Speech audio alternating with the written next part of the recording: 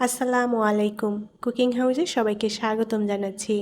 আজকে রান্না করব খুবই সুস্বাদু এবং মজাদার ধুন্দুল দিয়ে রুই মাছের ঝোল তরকারি।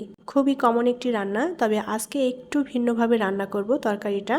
ধুন্দুলটা হাতে মেখে তারপরে এই ঝোল তরকারিটা রান্না করব।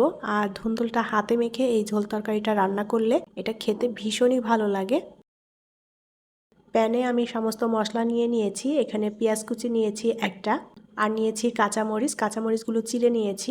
হলুদ গুঁড়া নিয়েছি হাফ চা চামচ, শুকনো মরিচের গুঁড়া হাফ চা চামচ, জিরার গুঁড়া হাফ চা চামচ, ধনিয়া গুঁড়া হাফ চা চামচ, লবণ স্বাদ মতো। এখন রান্নার তেল দিয়ে দেব পরিমাণ মতো করে। এখন পেঁয়াজ মরিচটা ভালো করে চটকে মেখে নেব। খুবই সহজ একটি রান্না। আর ধুন্দুলটা এভাবে হাতে মেখে এই তরকারিটা রান্না করলে এটা খেতে খুবই টেস্টি এবং মজার হয়। যারা এখনও এভাবে হাতে মেখে রান্না করেননি, একবার রান্না করে দেখবেন, সবাই ভীষণ পছন্দ করবে খেতে। মশলাটা ভালো করে মেখে নিয়েছি। এখন এর মধ্যে দিয়ে দেব কেটে রাখা ধুন্দুল। ধুন্দুলের উপরের খোসা ফেলে দিয়ে তারপরে এইভাবে টুকরো করে কেটে নিয়েছি। আর ধুন্দুলটা কাটার আগে অবশ্যই ভালোভাবে ধুয়ে পরিষ্কার করে নিতে হবে। এখন ধুন্দুলটা মশলার সাথে সুন্দর করে মেখে নেব। ধুন্দুলগুলো একটু চেপে চেপে মেখে নিতে হবে, যাতে করে ধুন্দুলটা নরম হয়ে যায়। ধুন্দুলের পরিবর্তে এখানে অন্য যে কোনো পছন্দসই সবজি দিয়ে এই তরকারিটা রান্না করে নেওয়া যাবে। বিশেষ করে ধুন্দুলের মতো যেসব নরম টাইপের সবজিগুলো আছে, এই সবজিটা হাতে মেখে রান্না করলে খুবই মজাদার হয় খেতে। মশলার সাথে ধুন্দুল সুন্দর করে মেখে নিয়েছি। এখন এটা চুলায় বসিয়ে দেব। মিডিয়াম আঁচে ভালো করে নেড়ে চেড়ে এখন ধুন্দুলটা কষিয়ে নেব। ধুন্দুল থেকে যে পানিটা বের হবে, এই পানিতেই ধুন্দুলটা সেদ্ধ হয়ে যাবে, আলাদা করে কোনো পানি দিতে হবে না।